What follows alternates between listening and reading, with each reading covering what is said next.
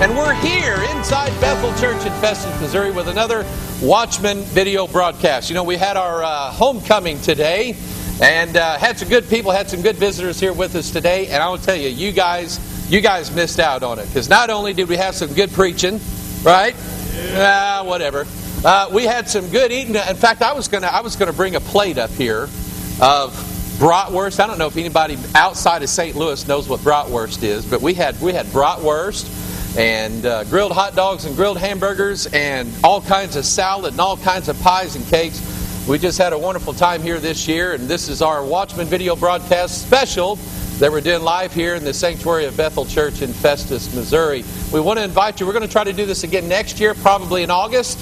So set aside some time, get in contact with me, let me know if you guys plan on coming, and when would be a good time for you guys to be here. And we'll try to do this again next year. Invite all of our watchers, maybe from all over the world. Maybe some of you people that live in Germany or South Africa or Australia would hop on a boat or a plane and come on out here, and we would treat you pretty well here, so long as Obama lets us in. I have not dealt with this on any of the broadcasts since we've been doing this since January. It's an issue that's come up several times. It's an issue that a lot of news outlets have dealt with. Some of them refuse to do it. Even Lou Dobbs on CNN has talked about it. I haven't dealt with it much on this broadcast, but something caught my attention this afternoon. This is from WorldNet Daily, and they actually, supposedly, there is a lawsuit that is being filed on behalf of an Army officer, and we'll talk about that in a minute. But this is an article from WorldNet Daily. It says, "Is this really smoking gun of Obama's Kenyan birth? The attorney files motion for authentication of alleged 1960 certificate from Africa. California attorney Orly Tate has filed a number of lawsuits demanding proof of Barack Obama's eligibility to serve as president, has released a copy of what purports to be a Kenyan certification of birth, and has filed a new motion in U.S. District Court for its authentication. The document lists Obama's parents as Barack Hussein Obama and Stanley Ann Obama, formerly Stanley Ann Dunham, the birth date as August 4th, 1961, and the hospital of birth as Coast General Hospital in Mombasa, Kenya. No doctor is listed, but the alleged certificate bears the signature of the Deputy Registrar of Coast Province, Joshua Simone Kuya. It was allegedly issued as a certified copy of the original in February 1964. WorldNet Daily was able to obtain other birth certificates from Kenya for purposes of comparison, and the form of the documents appear to be identical. Last week, a counterfeit document purporting to be Obama's Kenyan birth certificate made the rounds of the internet, but was quickly determined to be fraudulent. The new document released by Tate's bears none of the obvious traits of a hoax. Tate's told WorldNet Daily that the document came from an anonymous source who doesn't want his name known because, quote, he's afraid for his life. Well, I should say so. Tate's motion filed yesterday in the U.S. District Court for the Central District of California requests the purported evidence of Obama's birth, both the alleged birth certificate and foreign records not yet obtained, be preserved from destruction, asks for permission to legally request documents from Kenya, and get this, seeks a subpoena for deposition from Secretary of State Hillary Clinton. Those Clintons are in depositions a lot, it seems like, and they don't always tell the truth when they're being deposed, but they seek to depose Hillary Clinton for some reason going along with this. Tate said, I filed the motion with the court asking for expedited discovery, which would allow me to start subpoenas and depositions even before Obama and the government responds, Tate told WorldNet Daily. She said, I'm asking the judge to give me the power to subpoena the documents from the Kenyan embassy and to require a deposition from Hillary Clinton so they will be forced to authenticate the birth certificate. She said, I'm forcing the issue where Obama will have to respond, she said. Before, they said, you don't have anything backing your claims, Tates explained. Now I have something. In fact, I have posted on the internet more than Obama has. My birth certificate actually has signatures. Who in here has an actual copy of your original birth certificate? Anybody? Okay. Supposedly, all that Obama will put on the internet or show people is it's a document from the state of Hawaii. It's called a certificate of live birth or something like that. It has no doctor's signature on it, anything like that. And the whole thing revolves around, and you have to ask yourself, why is this important? The whole thing revolves around, is Obama eligible to be president of the United States? There is a controversy. The controversy is, he claims he was born in the state of Hawaii. There are others who are claiming that he was not born in Hawaii. He was actually born in Kenya. Why does that matter? Because if he was born in Kenya, he is not legally allowed to be the president of the United States. And I'll get to that part here in just a little bit. She said, WorldNet Daily Story goes on to say, Tate's most celebrated case involved a military officer, Major Stephen Cook, whose order to deploy to Afghanistan was revoked when he challenged Obama's eligibility to hold office. That case has now been refiled in federal court in Florida, raising the specter of a class action claim among members of the military that their orders aren't valid because of questions surrounding Obama's constitutional eligibility. I don't know if you heard about this or not, but what happened was this Major Cook decided, and he was being asked to go out to Afghanistan. He decided that he didn't want to go, and he is making the claim that he is questioning Barack Obama's eligibility to become president of the United States. And if Obama is not the president of the United States, then Cook is not authorized by the Constitution of the United States to obey the orders of the Commander-in-Chief of the Army. That's his claim. So Cook says, I'm not going to Afghanistan until you show me that he is an American citizen and he has a right to be president. As soon as he stood his ground, they rescinded his orders to go to Afghanistan. They said, oh, don't worry about it. You don't have to go. And since then, a lawsuit has been dropped. But now she's refiling the lawsuit, saying that she has evidence that it looks like Obama was born in Kenya. And so the article is saying that there is a fear now that if she refiles on Cook's behalf, that it would become part of a larger lawsuit that would include a whole lot more members of the armed forces saying, we're not doing anything until we find out whether or not the guy who's supposed to be giving us orders is obligated and qualified to give us the orders. Now, here's the only reason. Now, like I say, I have not dealt with this on any of our broadcasts. I've just kind of been waiting to see. This looks like a legitimate birth. I don't know. I've never been to Kenya. I know somebody who's from Kenya, and I'll probably ask them, does this look real to you? But let's see what plays out in the court, and let's see what happens. But here's the thing on this that I think we all need to get a hold of. If Obama is not a constitutionally legal United States citizen, in other words, the Constitution says that he can't just be an American citizen. He has to be born in the United States of America in order to be president. If it's proven that he's not been born in the United States of America, we have a mess on our hands. Would you agree with that? Say amen. We have a mess on our hands. If he's not the president and can't be, every act that he's approved of and ordered is disqualified. Okay? And I want to tell you something. This president has not sat on his hands since he became office. Since he came into office, as soon as he got into office, he immediately starts. The first thing he does is he's releasing all the prisoners from Gitmo, and he's doing all these things, all these bills that have been enacted, all the stimulus money that's been sent out, had to do so by his approval. The question I ask is, if he's not the president, and it's proven he's not the president, what happens to all this money?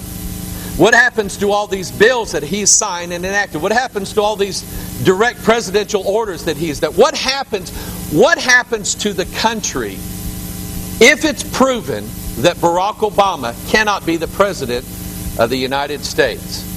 I think we're in trouble. I think that we're going to be in big trouble. And I'll explain more of that as we move along. How many of you shop here? What can you get at Walmart? Huh? Japanese stuff. Chinese stuff. Cheap Chinese stuff. You can buy eyeglasses. Well, these eyeglasses are from Walmart.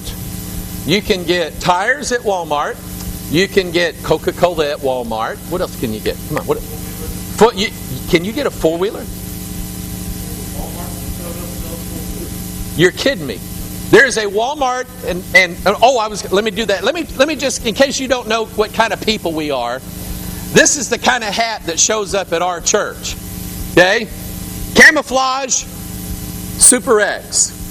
Now that's not some movie you watched, right? That's ammo. Ammo that you can't get anymore. You can buy ammunition at Walmart. Apparently the Walmart just south of here in DeSoto, Missouri, carries four-wheelers. I didn't know that. Okay? Redneck stuff. Amen? Okay. Pretty soon, you're going to be able to get a swine flu shot at Walmart. This story is from Reuters. Walmart Stores Incorporated is discussing with U.S. health officials of the possibility of putting vaccination sites at some of its stores for an H1N1 swine flu inoculation campaign this fall, a company official said on Thursday. Federal officials met with Walmart executives on Wednesday in Arkansas to discuss the issue. Dr. John Aguanabi, whoever that is, president of Health and Wellness. I didn't know Walmart had a president of Health and Wellness, but they've got one for Walmart U.S., told public health leaders at a conference in Orlando. He said, quote, "We're in discussions with the CDC and others in local and state departments to see what role we might play," he said. It might be we are a site. It may be help with logistics and with supply chain. Aguanabi said 140 million people walk through the doors of its 4,000 U.S. stores each week. U.S. health advisors have said about half of the U.S. population should be vaccinated against H1N1. I am not. I will not get a swine flu shot. I won't stand in line. I won't do it. I can't tell you what to do, but I'm not going to get one. Up to 160 million doses of flu vaccine will be available for the start of the campaign in mid-October. The H1N1 swine flu, characterized by mild symptoms in most patients, is now so widespread that the World Health Organization has stopped counting cases. Speaking at the National Association of County and City Health Officials, this is funny. The National Association of County and City Health Officials, their initials spell nacho. N-A-C-C-H-O. Speaking at the Nacho Conference, Aguanobi also said Walmart is planning to be a site this fall for seasonal flu vaccinations administered by a third party at stores in most parts of the country. So Walmart's getting in on the deal. You can save money and live better. The other thing about this, now, I don't know, maybe I'm just too conspiratorial for my own good. I don't trust this thing. I don't trust what's being made of it, and I don't trust the vaccine, not for a second. I am not necessarily opposed to vaccines. I'm not. But for some reason, this doesn't sit well with me.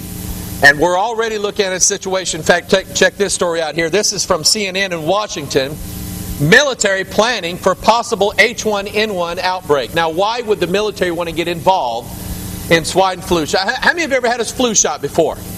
And it's pretty standard. You go to the health clinic or you go to your doctor. There's a Barnes Hospital here in the St. Louis area. You can walk in there. They have clinics. People walk in by the thousands every day in neat, orderly lines, and they walk up there and they fill out a little card saying they're healthy, and they get their shot in 2 seconds or less, and you're out the door. But for some reason, and you have to remember, this all goes back to things that we have learned earlier, things we've talked about on this broadcast. Things about how the United States government or the Pentagon has pulled back troops from different places in different locations overseas and brought them into this country to help with domestic issues that right now don't even exist. But it just seems like to me, and plus the idea that lawmakers are still debating this bill, it's in a committee right now, to turn some of our old military bases in this country into crisis emergency centers. They're going to retrofit them basically into camps is what they're going to do. And they brought back whole units of the Army to be stationed right here in the United States of America for some catastrophe that they say might occur on the soil of the United States of America.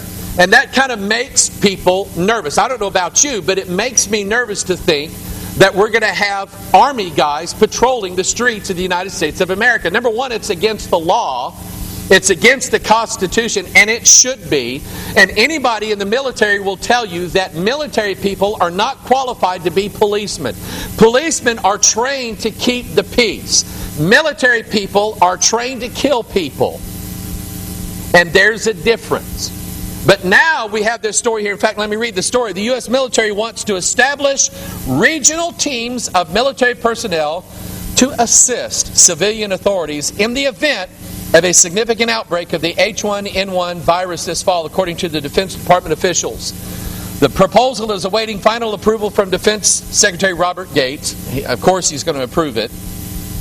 The officials will not be identified because the proposal from U.S. Northern Command's General Victor Runart has not been approved by the Secretary. The plan calls for military task force to work in conjunction with the Federal Emergency Management Association.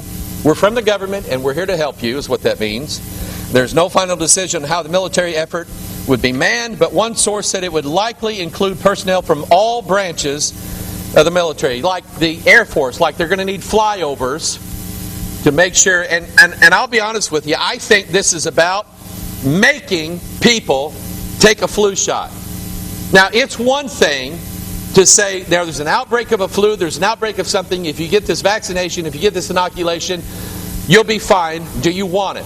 So far, the flu shots have been voluntary, with the exception of in my house. My wife makes me get a flu shot.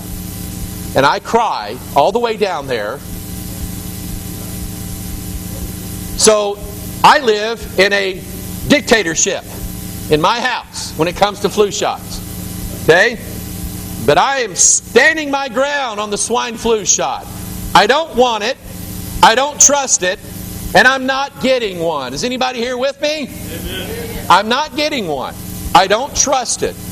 And supposedly now, for our own well-being, for our own safety, for us. They're doing it for us. Remember, everything the government does is for us, the Americans, because they care about us. And so, if something should happen and there's an outbreak and people don't want to get the flu shot, well, we're going to coerce them into getting the flu shot. We're going to use military teams to do it. Now, just remember, there's a lot more people in this country that wear hats like this. Okay? Just keep that in mind. That's not a threat by Pastor Mike Hoggard. It's just a wake-up call. There's some very scary things going on in our country. Scary in that I kind of like being able to drive to work every day. I kind of like, using my cell phone. I kind of like getting on the internet, looking up stories and talking on the telephone. I kind of like going to the grocery store and getting groceries and eating food and just having life the way it is right now. I kind of like that. But I'm afraid it's not going to last too much longer in this country. There are a lot of people in this country that are not happy. And they shouldn't be happy with how things are going in Washington, D.C., we're in the state of Missouri, our capital is Jefferson City. There's a lot of people not happy with what's going on in Jefferson City. And people are getting kind of nervous. And so I caught this story, and I'm going to have some videos that go with it. Some of the things that are going on around the country that are just kind of letting you know that the people are not as happy as what the government tries to make it out. WorldNet Daily Exclusive called This Ain't No Tea Party. It says, see rebellion at Grassroots. Watch congressional greetings at town hall meetings at home. The writer of this story says, a rebellion is brewing in home congressional districts of incumbent Democrats, evidenced by the reaction at several town hall meetings. So what happens is, all these congressmen are going home for their break. And they're going home and they're having these little meetings to sell their agenda. And used to be, people didn't care because things were going okay in the country. Now these guys are showing up at these town hall meetings that are not in the senators or representatives' pockets. These are normal people who have a right to show up at meetings and voice their opinions. And we're going to have I want to play some videos of some of the things that people are saying at these meetings. These congressmen they should start getting nervous. In fact, let me read the story. Members are being forced to suspend meetings with their constituents.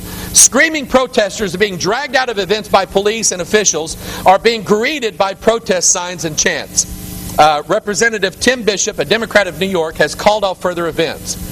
He said, I felt they would be pointless. He said, there's no point in meeting with my constituents and to listen to them and to have them listen to you if what is basically an unruly mob prevents you from having an intelligent conversation. Now, if I was one of Congressman Bishop's constituents and I was at one of his meetings and he called me unruly and unintelligent, I think I might be offended at something like that, wouldn't you?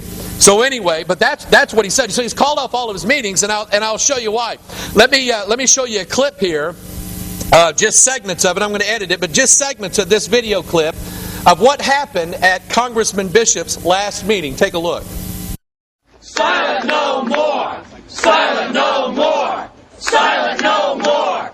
Silent. These people are here because they're mad. These people are here because this man's not representing them. Look up and down the block. They know that if we come to the streets and we call him on it. To show that Tim Bishop is just a rubber stamp for Nancy Pelosi, which basically, if you know that Tim Bishop has the same agenda as she does, people know exactly where he stands. We know that what's going on in Washington is bad for the country, and if we don't act locally, then we're turning our country over to these people, and we're not going to let that happen here. What we're all about is getting out here, getting in front of his face, getting in front of the cameras, and as well as giving these people a voice. We want our country back! No more! Silent no more! Silent no more! Silent no more! Silent no more! Silent no more! Silent no more!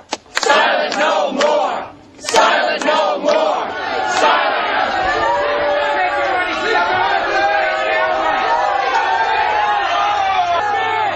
Stop spending our money!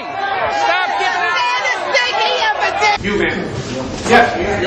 Recently retired. I have a nice little pension, and I don't want to be taxed to pay for other people's health care. We have 47 million people.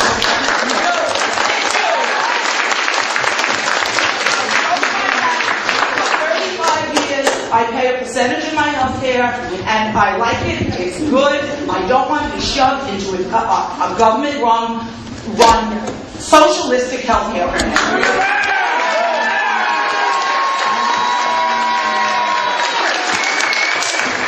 Well, what is your position on it? All right, first off, I think... The Democrats are all pushing this. They're shoving it down our throats.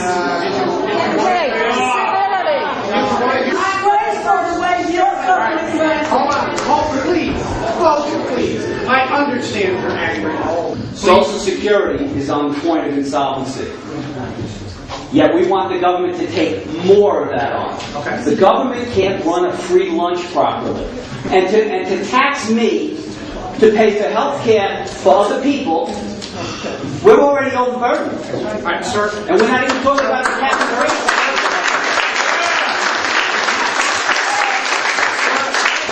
VA healthcare system is a system that runs quite well. Ask VA. Are you a veteran? No, I'm not. Have you ever been there? What does that mean? Have you ever been there as a vet? I said no. The cap and trade had me scared to death. I'm dealing with still with it.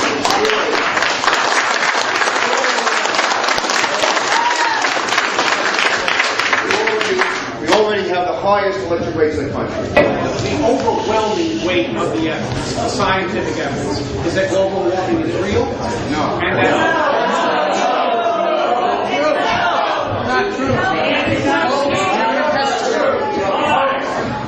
Today, China is building one coal plant a week and belching it out without controls for their electricity. There is something like a jet stream. It'll bring it to us, but we're going to be environmentally correct while they send their goods over on the boat. right. Yeah. What we have is a bad problem. And you have to vote no. There is no little bit, because you will use the progressive thing that you're going to save the planet. On the East End, which is your constituency, not Manhattan, You have a fishing trade. They will pay for those motors and those 500 horsepower engines. You have a farming trade. They will pay for those old tractors because they can't afford to buy a new tractor. Neither can your fishing people buy Tier 3 motors, which cost an extra 20 grand. But they don't have the money to buy it. But you're going to tell them, we're going to make your area green. You know how green will be? They'll have grass grow. You won't have agriculture, you won't have tourism, you won't have boat industry, and you won't have fishing. And that's your district. I don't care what the world says.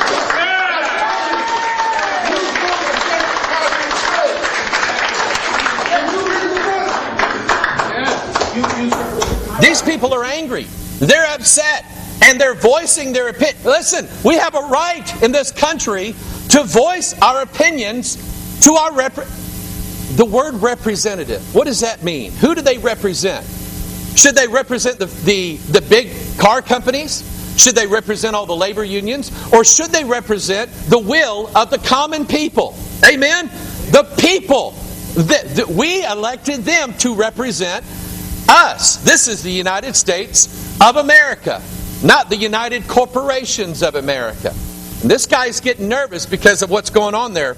Let me read some more here. In Bishop's case, his decision came on the heels of a June 22nd event he held in Setauket, New York. Hope I pronounced that right.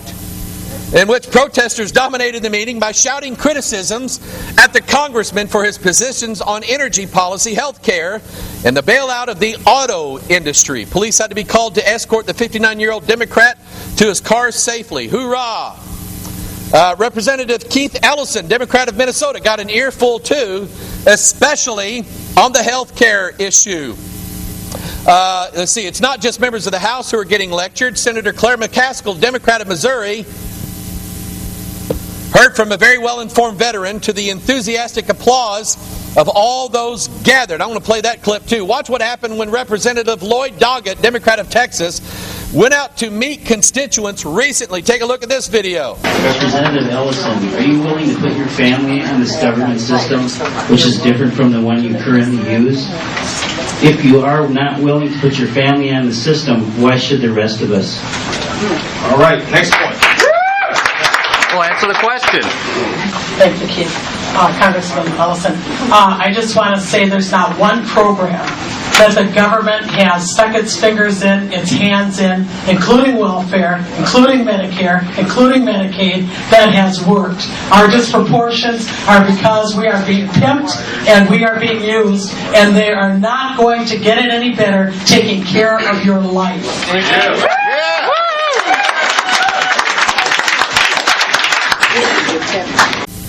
Seems to be all over the country. The article continues. At a healthcare town hall event in Syracuse, New York, in July. I'm making fun of these New York people, ain't I? It's good they don't talk like us down here.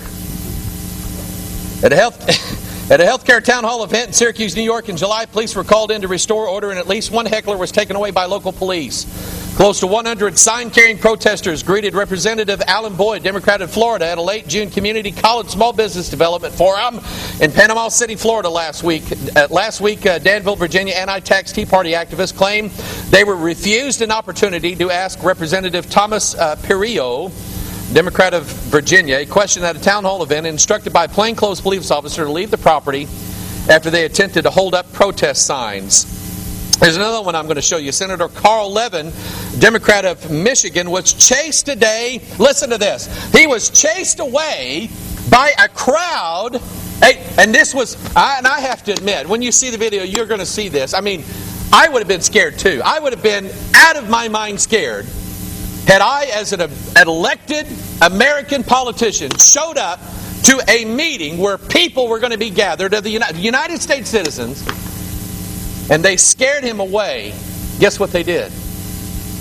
They began to say the Pledge of Allegiance. I pledge allegiance to the flag of the United States of America and to the republic for which it stands, one nation, under God, indivisible, with liberty and justice for all. And as soon as the crowd started doing that, he got scared and left. Take a look at that. Come talk to us. Are we going to do to the flag of the United States of America and to the republic for which it stands, one nation, under God, indivisible,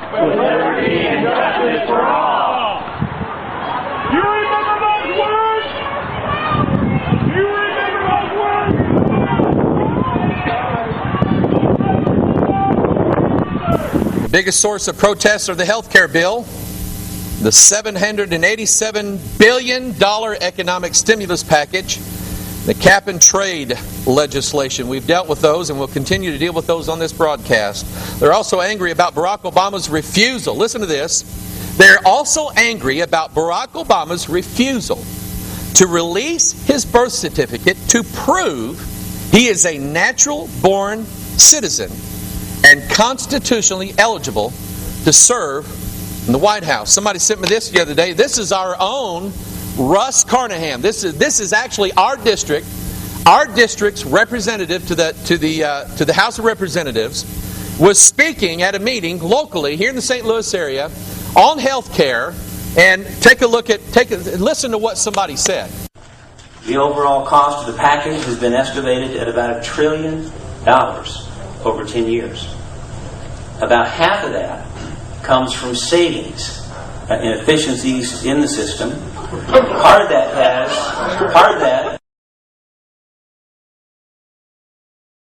Congressional Budget Office most recently came out and analyzed the current plan and said that it was not only deficit neutral, which has been one of the important factors for the President and congressional leaders, but also that over 10 years it would create a $6 billion surplus. So it's important when you have the larger pools, we also have the ability to spread and shrink those administrative costs so that a larger portion of our healthcare dollar is actually going to treating the patient as opposed to administrative cost. Novel concept. But it's a very important part of creating those larger pools. It's so good, why doesn't Congress have to be on it?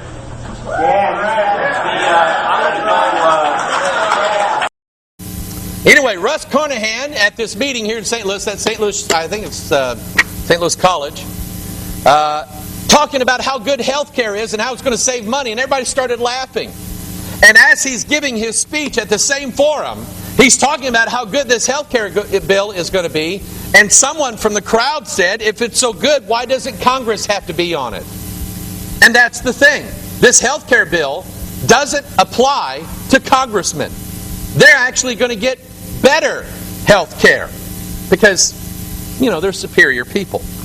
Kathleen Sebelius, who is the head of the Health and Human Services, was at a meeting, and you got to see this gal.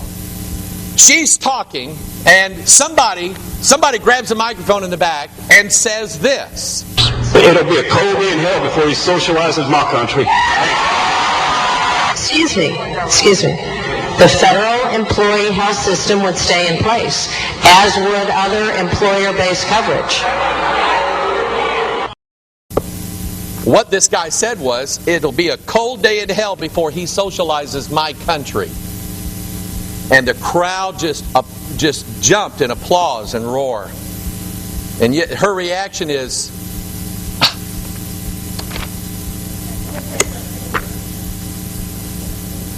yeah, whatever. Congressman Mike Castle of Delaware. And this is how he handled a deal on Obama's birth certificate. Take a listen to this. Congressman Castle, I want to know, I have a birth certificate here from the United States of America saying I am an American citizen with a seal on it, signed by a doctor, with the hospital administrator's name, my parents, my date of birth, the time, the date. I want to go back to January 20th, and I want to know, why are you people ignoring his birth certificate?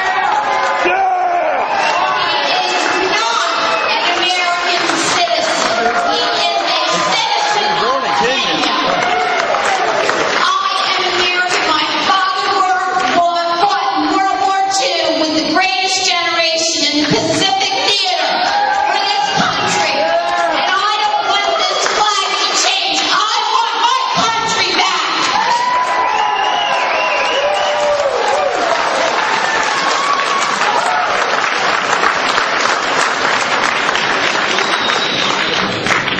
Well, I know one comment that invites. If you're referring to the president there, he is a citizen of the United States. He is a citizen of the United States. Maybe where to start. People are not just sitting at home anymore, letting this stuff pass. You know what? I'm glad to see that we live in a country where freedom like this can be exercised, and now we're at a position where it should be exercised. I do not want to live in a socialistic country. My main reason, believe it or not, my main reason for not wanting to live in a socialist America is that God has given me a responsibility, and that responsibility is to tell the truth, to preach the gospel of Jesus Christ, and to warn people when danger is coming. That's the responsibility that God has given me. God has given this church overall. And anytime there is a socialistic / communistic government that rules the roost, free speech goes out the door. And we already are being threatened by this hate crimes legislation that I remember I said it, they hid it inside this little bill, and it's going to be passed. It's going to be the law of the land. And I'm telling you, there are enough camouflage wearing people. That looks good, doesn't it? Camouflage wearing people in this country that are not going to just sit down and let these guys run all over the top of them. What is our country going to be like in 1 year, 2 years, 4 years from now? How much more are they going to try to do before the 2010 election, when these guys who are in office right now, if I were them, I would be scared about my job, because everywhere you go, when they have these rallies, they're saying, "You're fired." And I've said it on this broadcast before, and I'll say it again. When it comes time for the next election, I don't care who's in office, they're going to go home as far as I'm concerned. I'm voting everybody out. I don't care who they are, Republican, Democrat, I don't care. If they're in office right now, they've had their chance, sit down, let somebody else go in. Somebody say amen. Now here's where it's getting, we're going to get to this here in just a second.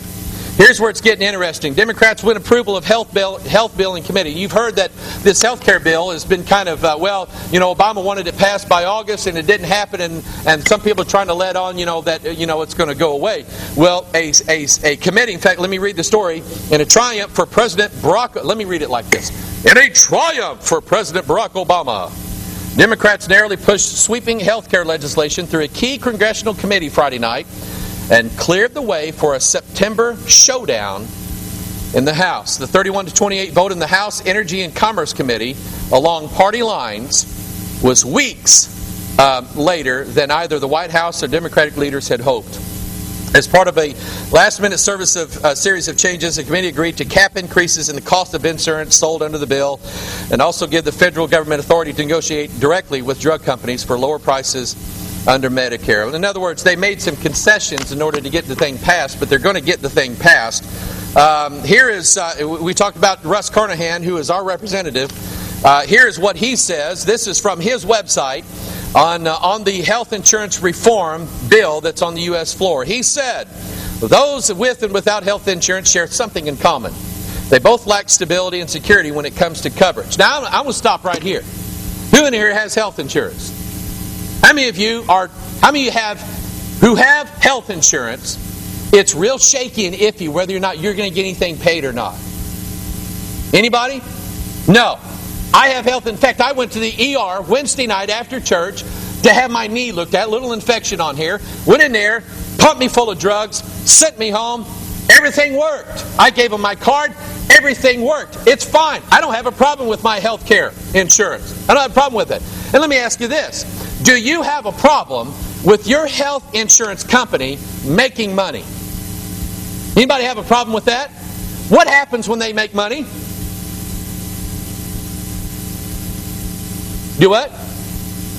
Prices should go down. Okay? If health insurance companies are losing money, they can't insure you. They cannot pay their bills. This is going to be an attack First of all, on health insurance companies. They're saying they're making money. We shouldn't. In America, no one should be allowed to make a profit. That's what these people believe. No one should be allowed except the federal government. But anyway, they both lack stability and security when it comes to coverage, cost, and quality of their health care. Everyday Americans are forced into tough decisions and circumstances that lead them to lose their health care. As the President mentioned last night, an average 14,000 Americans a day are losing their health care. Health insurance reform means stable coverage that can't be taken away. In other words, it's going to come. Health insurance is going to go from something that you can work for and earn to something that they say you have a right to. It's going to be an entitlement. If your spouse is laid off or changes jobs, you won't lose your coverage. No, what will happen is if under this bill, and we're going to look at some things here in a little bit, under this bill, if you change insurance policies, you immediately get kicked over to the government healthcare system. Period. The end. Let's see here. With health insurance reform, no one is able to get between you and your doctor. Who has a problem getting to the doctor that has health insurance right now? Who in here that does not have health insurance has a problem getting to the doctor? See, I think I think it's bogus. No one is able to get between you and your doctor. It will keep government out of healthcare decisions.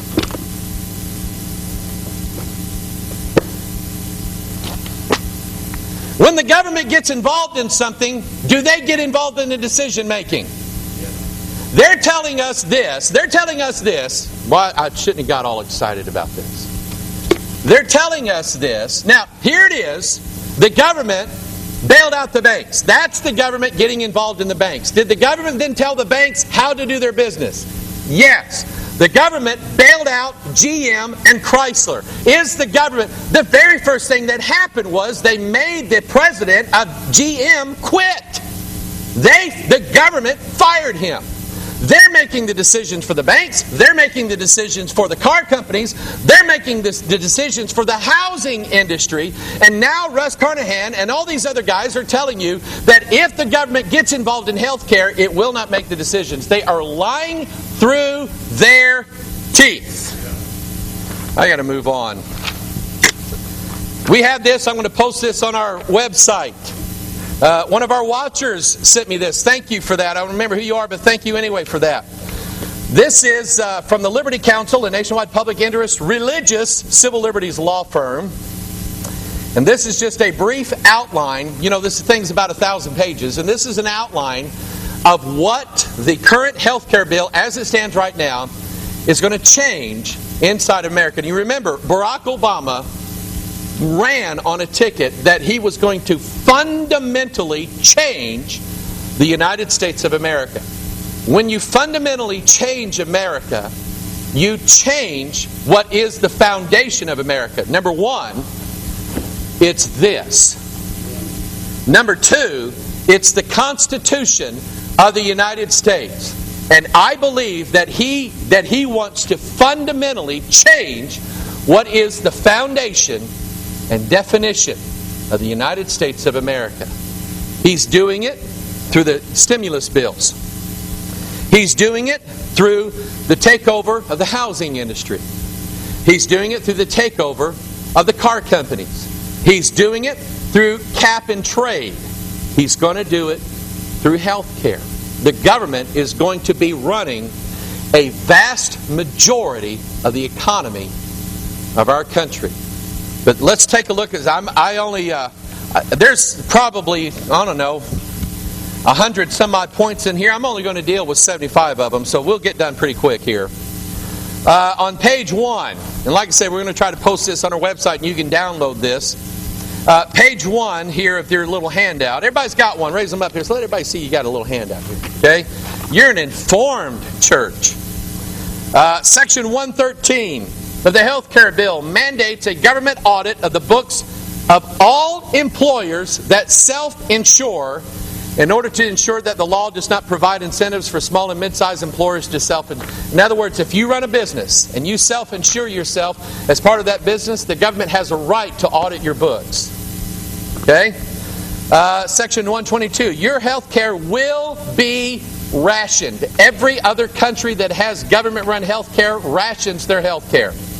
Section 123, there will be a government committee deciding what treatments and benefits you get. Section 142, the Health Choices Commissioner will choose your benefits for you. You have no choice. Section 152, health care will be provided to all non-U.S. citizens. Now it says non-U.S. citizens. That's a misprint. It has to be, because the health care bill will be provided to anybody in the borders of the United States, whether they are here legally or not. What's that going to do?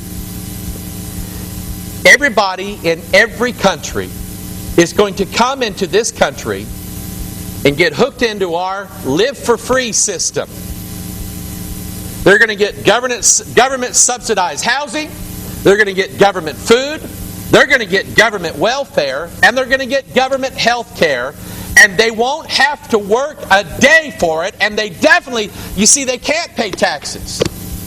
They're not citizens and they're not supposed to be here working. So how can they pay taxes? That's what this... And by the way, there was a meeting in one of these committees, and the Republicans said, and I think there are still a few guys in Congress that are going, this is not right.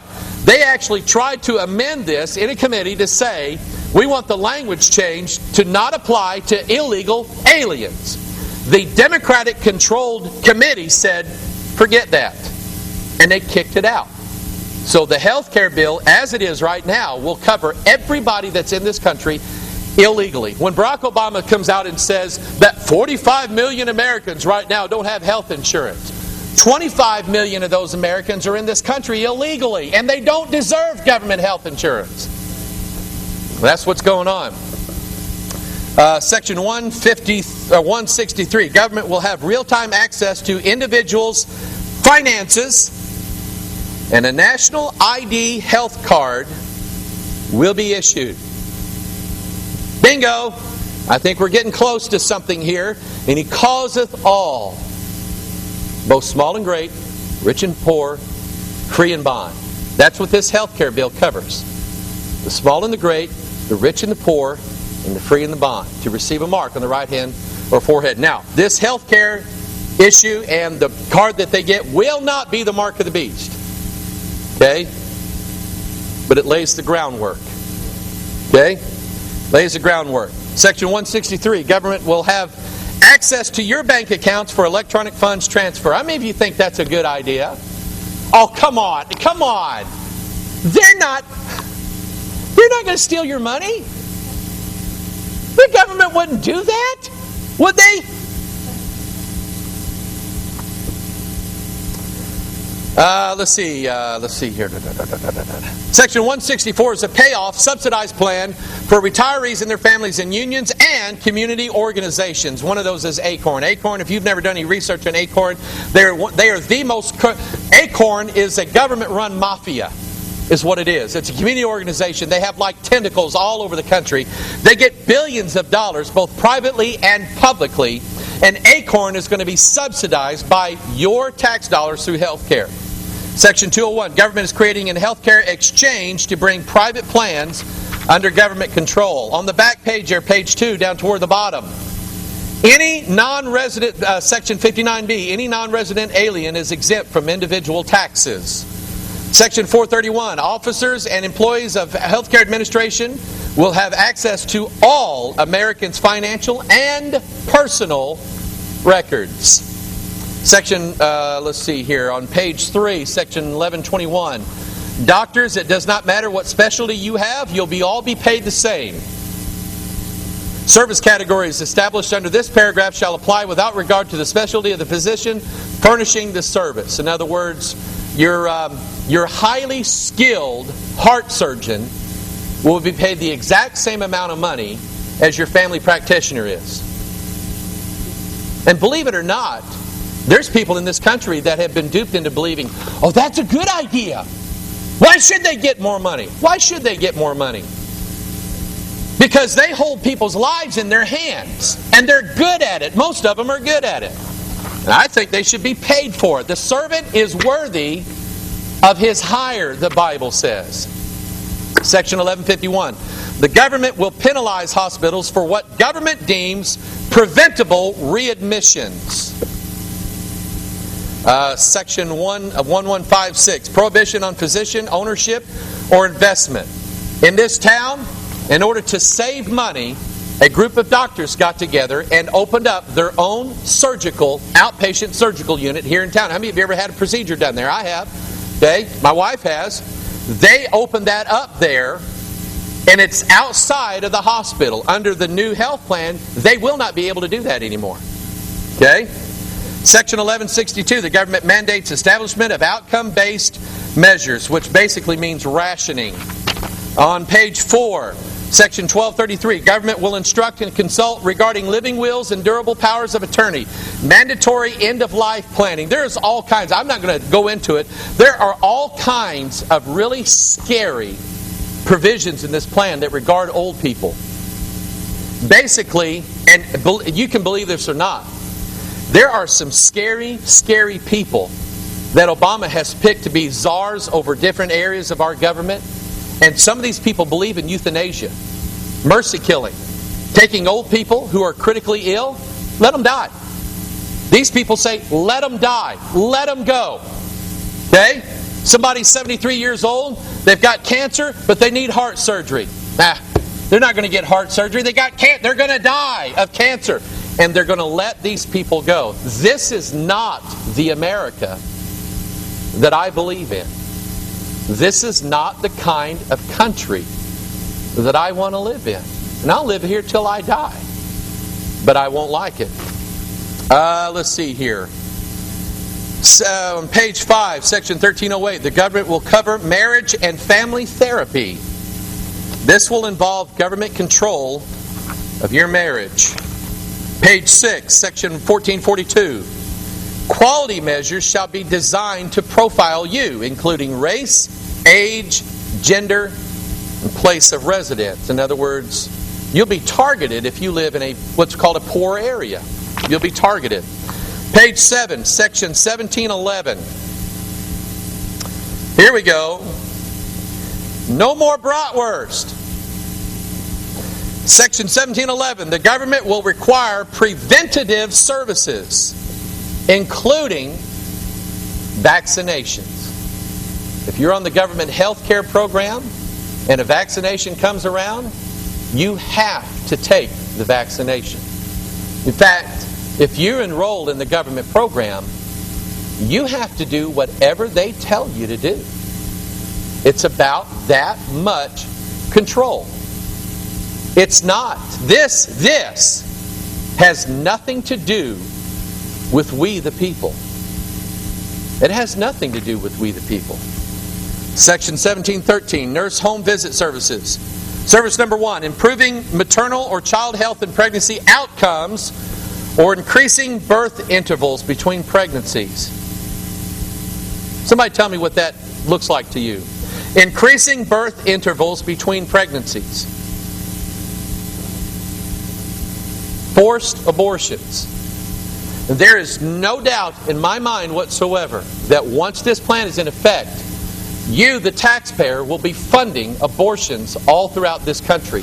And the way this reads, and we know for a fact, we know from hundreds of years of government control, that once the government controls this much, then they start controlling this much. And it just goes from there. And what we're going to see happen in this country is that the government's going to get in, they're going to start paying for everyone's abortion, and then at some point, we're going to end up being Chinese. Let's see, they already own half the country anyway. We own half. By the way, isn't it fair that China owns half the country since we own half of their produced merchandise? Got to be fair. But China has this birth outcomes thing. You're allowed to have one child in China. And after that, if you end up pregnant, sorry, we're going to kill your baby. And the government pays for it, and everybody goes along with it. And if you dissent in China, that puts you in a prison somewhere. Is that what's going to happen in the United States of America? I could keep going on. Like I say, I'm going to send this to Jazz. our trusty website coordinator, see if she can't get this posted on here. I'm just going to close with this before I go on. I believe in being a Christian about all this. Can I hear you say amen? I really do. I believe that we ought to be Christians first and patriots second. I don't plan on turning these people in this church into a militia, even though we like to wear our hats. I have some people in this church that are afraid of guns, don't like them. Okay? So I don't plan on turning us into a militia. I don't plan on telling everybody, let's get our guns and our ammo now because the government's going to come and get us, and that's not why we're here, and that's not really the Christian response. The Christian response is to pray. Pray like we never have before. And I'll be honest with you. Our founding fathers said that our Constitution was written for a virtuous people. And of course, the Constitution doesn't work anymore because the vast majority of this country, including most of our elected officials, are not virtuous people anymore. You know, I preached to this church this morning. What I put on the broadcast last week is that judgment begins at the house of God first. Before God judges the world, He's going to judge America. But before God judges America, He's going to judge the church in America. But before He judges the whole church in America, He's going to judge individual churches. And then He's going to judge in our homes. But it all starts right here in Mike Hoggard's heart. What kind of Christian am I? What kind of prayer am I? What kind of student of the Word of God am I? That's the question that I leave you with this week. The Bible says, watch unto prayer. And if we're to be watchmen on the wall and warning this country and warning the world about what's going to take place, when we pray, let's make sure that we are praying for ourselves first. I've enjoyed having you. Everybody enjoyed being here. Say amen. Turn around, wave. This is Pastor Mike. We'll see you next week. God bless you. Bye-bye.